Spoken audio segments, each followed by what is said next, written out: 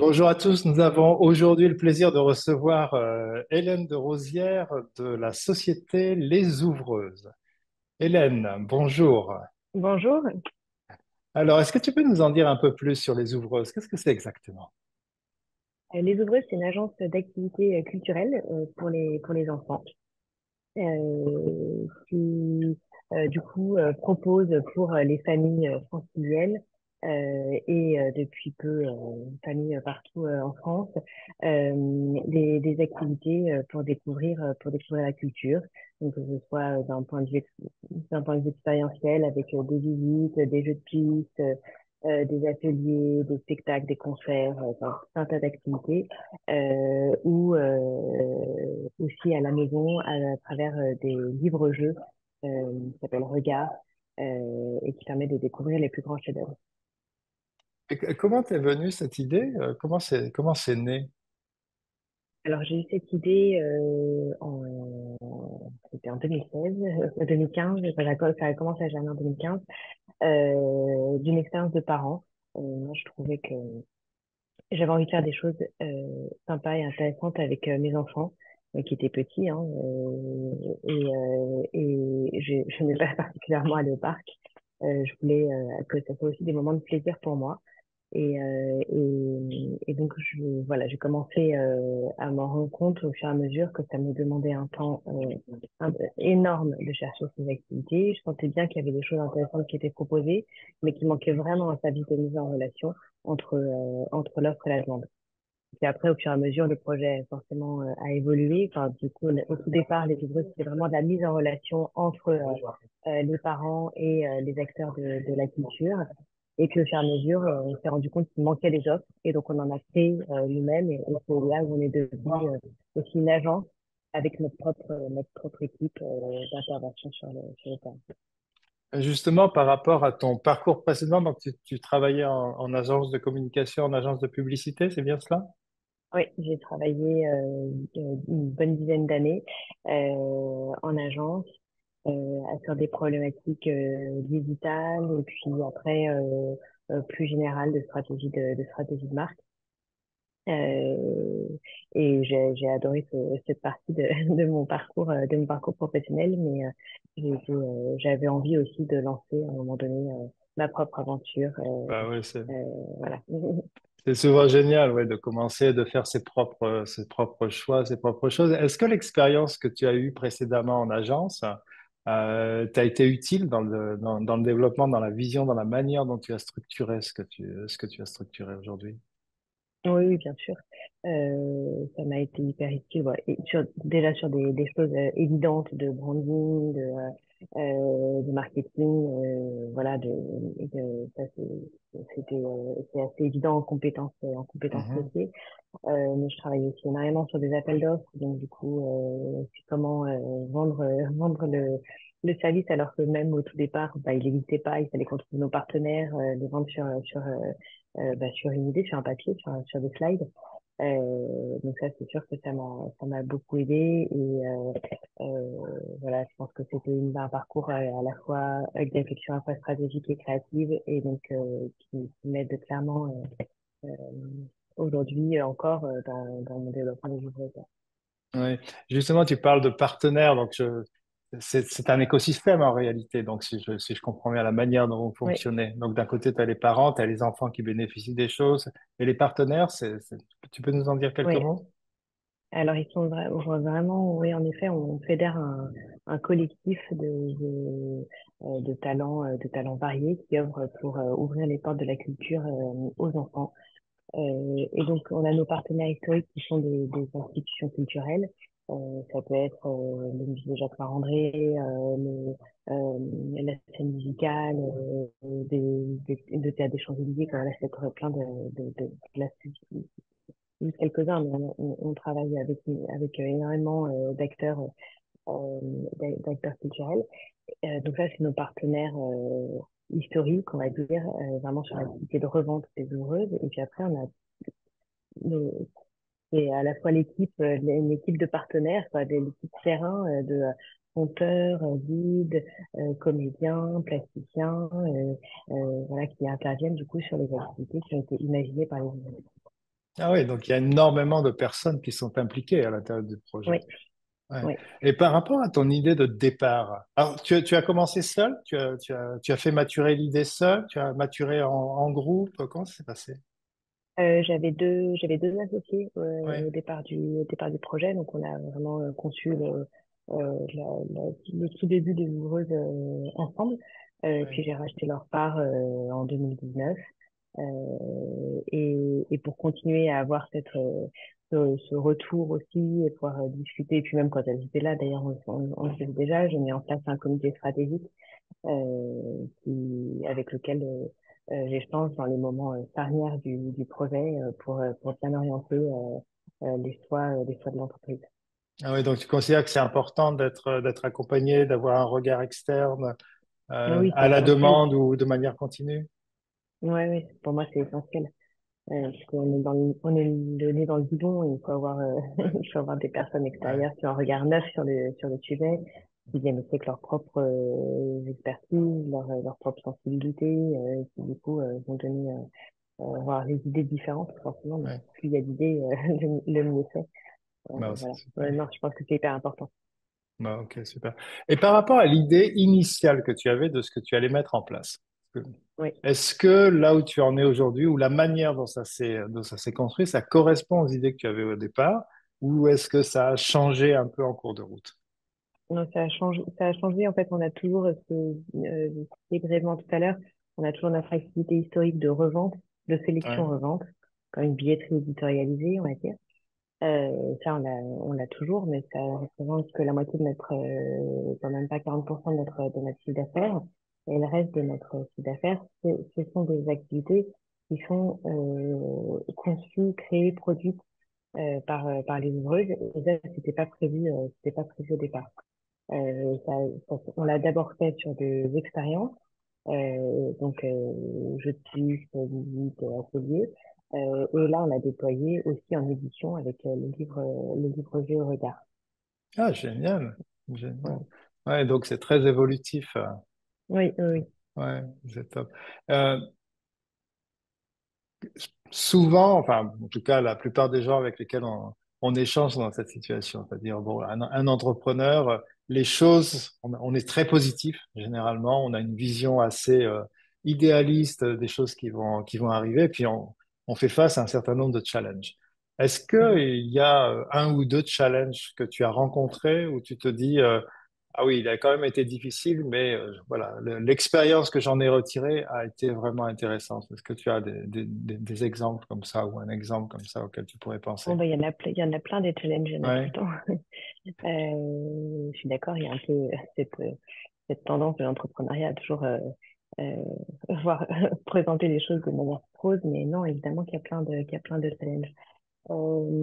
Des challenges, bah, un premier challenge qui est interne à l'entreprise, bah, c'est en effet quand le rachat des parts de mes associés, c'est forcément mhm. ça change la manière d'envisager la suite et voilà, donc c'est un premier challenge vraiment à l'intérieur. Et puis après, on fait face tout le temps à des challenges et à la conjoncture ou à des événements. On a eu les grèves, les gilets jaunes, le Covid évidemment. Ouais, Euh, Là en ce moment une défiance de de la consommation. Voilà, donc ça c'est des challenges qui sont énormes parce qu'on peut rien faire, on peut rien faire pour changer la donne, c'est complètement euh, indépendant de nous, mais bah, il faut faire face pour tenir dans ces moments-là. ouais. Ouais, je suppose que c'est vrai, je les avais presque oubliés, les gilets jaunes. Le Covid a presque tout remplacé, mais c'est vrai que ça a été, Ouais. enfin, en tout cas sur Paris, ça a été quelque chose d'assez difficile. Comment tu as réussi à faire face à ça? Enfin, est-ce que Bah, tu venais de commencer? Tu étais au tout début de l'activité?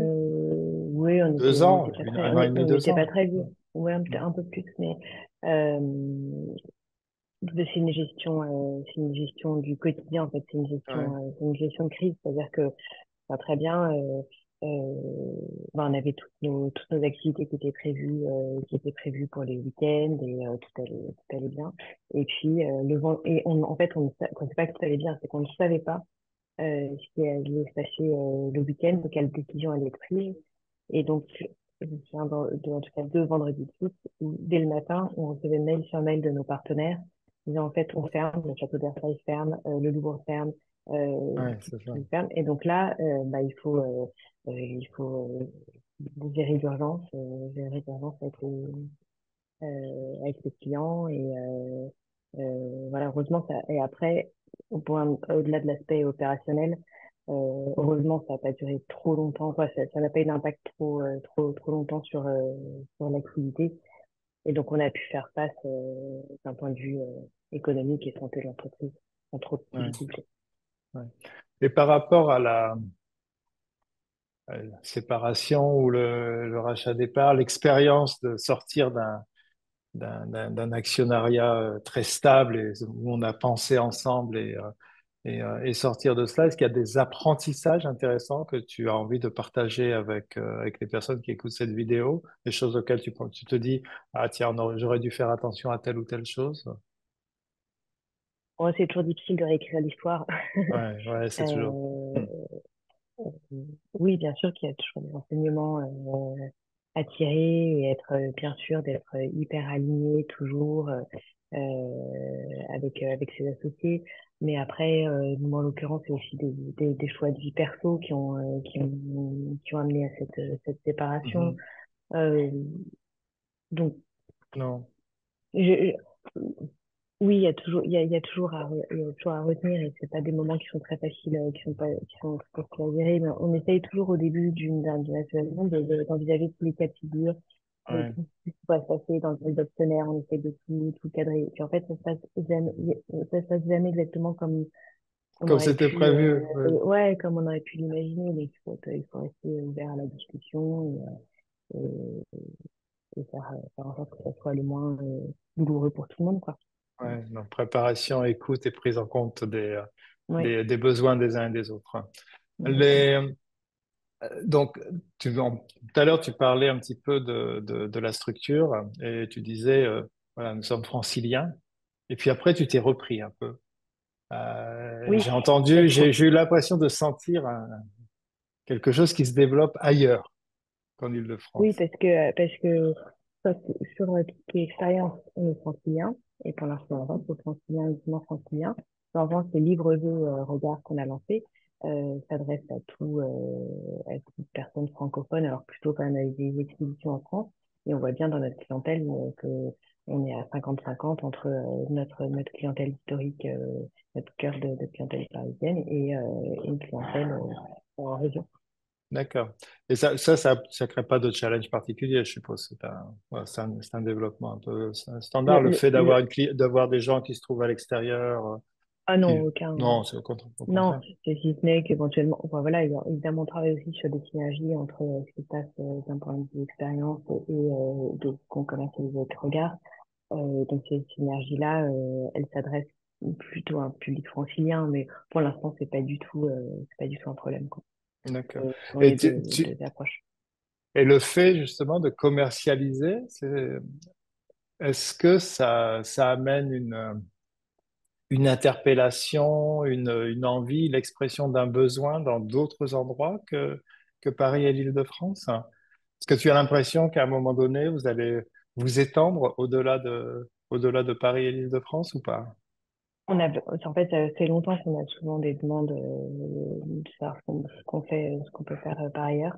Pour l'instant, Pour l'instant, non. Il y a pas de projet. C'est une question évidemment qu'on a en tête depuis le tout début du projet, hein. Mhm. Mais en fait, le marché est trop petit En dans dehors d'autres de... dans d'autres villes et du coup, D'accord. parce que l'offre culturelle, même s'il y a beaucoup d'efforts qui a été faits, reste très centralisée dans notre pays centralisé. Oui, c'est vrai, c'est Et vrai, donc, c'est vrai. euh, c'est plus. En fait, il n'y a pas beaucoup d'économies d'échelle à faire, à s'étendre géographiquement. D'accord. Et donc, pour l'instant, c'est pas une En priorité tout en tout cas, cas. ça fait pas partie de tes projets, en tout cas, et de tes envies particulières à ce moment, c'est Non. ce que j'en entends. D'accord. Euh, donc, tu as des personnes qui écoutent cette vidéo, alors des gens probablement qui sont dans le domaine de la culture, d'autres qui sont parents, hein, et on est quand même très nombreux à être parents, d'autres qui sont juste des entrepreneurs. Euh, Est-ce qu'il y a quelque chose que les uns et les autres pourraient faire pour toi? Oui, bien sûr. Ils peuvent, ils peuvent parler des ouvreuses, quoi, déjà Ouais, aller voir eux-mêmes, tester si ça si ça, s'ils sont convaincus, alors que quel que ce soit avec les coffrets regard, les livres-jeux regard ou avec d'autres expériences, et nous faire des retours d'expérience. Je suis toujours très preneuse des retours clients. Et puis parler de nous, bouche-oreille, c'est toujours le meilleur, c'est le c'est le meilleur. meilleur, la meilleure aide qu'on puisse avoir. Ouais. Comment t'es venu le nom Les Ouvreuses? Bah, j'avais, quoi, je bégaye parce que c'est comment c'est venu, c'est toujours, c'est un processus un peu plus long, mais les ouvreuses, on l'a choisi parce que on veut ouvrir les portes de la culture au plus grand D'accord. nombre. Euh, et que, en plus, il y a évidemment ce lien avec l'ouvreuse de théâtre qui fait Bah oui, en sorte de venir vous placer pour passer un bon moment, qui est voilà, qui accueille et dont le rôle est en effet de vous guider pour trouver votre place. Euh, donc, plusieurs références comme ça d'accord. qui m'intéressent. D'accord. Euh, Imaginons que, qu'une jeune version de toi vienne te parler. Allez, on imagine Hélène à, je sais pas, 13, 14 ans. Et puis elle te dit, ô toi, grande Hélène, quels sont les deux, trois conseils que tu voudrais me donner parce que j'ai envie moi aussi d'entreprendre. Que lui dirais-tu? Alors déjà, je dirais 13-14 ans, si tu as déjà envie d'entreprendre, c'est bravo. Euh, bravo déjà de savoir ce que tu veux faire. Parce que moi, j'en étais pas du tout là à cet âge-là. Et si tu as vraiment ça qui est au fond de toi, bah, fais-le. Déjà, n'aie pas peur. Tente. Euh, c'est une aventure qui est passionnante, qui est incroyable, qui est plein de challenges. On en a parlé, qu'on en a évoqué quelques-uns, on a évidemment plein d'autres. Euh, mais donc, vas-y, fonce. C'est la première chose que je dirais. Ensuite, je dirais, ben, puisque tu es très jeune aussi, tu vas avoir particulièrement besoin d'être accompagné parce que entreprendre, c'est être un couteau suisse. Et on parlait tout à l'heure de ce qu'avait, moi, m'avait apporté ma carrière pro avant de Mhm. commencer, mais il y a Ouais, aussi plein d'aspects que je maîtrisais pas du tout. Les aspects administratifs, comptables, juridiques ou RH, mais je les maîtrisais pas du tout. Alors j'ai appris au fur et à mesure. Mais on peut pas tout apprendre d'un coup. Et donc, mhm. entreprendre sans avoir de formation et ou d'aide quand on est jeune, ça me paraît un peu difficile.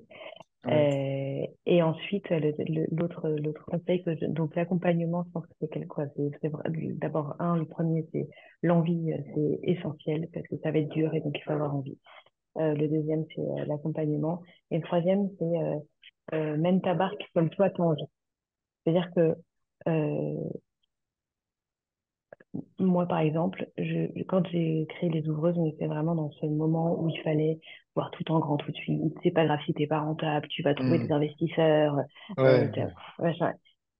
Moi, c'était pas ma manière de faire. Moi, j'y suis allée petit à petit, progressivement, avec une boîte qui a toujours été, quoi, non, qui a pas toujours été rentable, mais qui a assez rapidement trouvé un point d'équilibre. Et donc, en fait, avec une approche finalement assez prudente, ouais. euh, qui, je pense, aujourd'hui correspond un peu plus à à un discours qu'on Retour peut que entendre, l'on a, voilà, ouais, qu'on peut ouais, ouais. retourne. Mais parce que c'était ma manière de faire. Je dis pas que les autres avaient tort. Voilà, moi, Mhm. c'était là-dedans que j'étais à l'aise. Euh, et il y a beaucoup d'injonctions, je trouve, dans la sphère de l'entrepreneuriat. Et donc, il faut aussi écouter ses propres intuitions et sa propre personnalité. Je pense que c'est hyper important. D'accord, super. Voilà, ce seraient mes trois conseils. Bah, c'est génial, c'est génial. Merci beaucoup, Hélène. Merci Bah, à je t'en tous prie, avec plaisir. d'avoir écouté ce podcast. Et puis, donc, n'oubliez pas, alors, rappelle-nous l'adresse de ton site internet, Lesouvreuse.fr. lesouvreuse.fr. Merci encore pour ce partage d'expérience.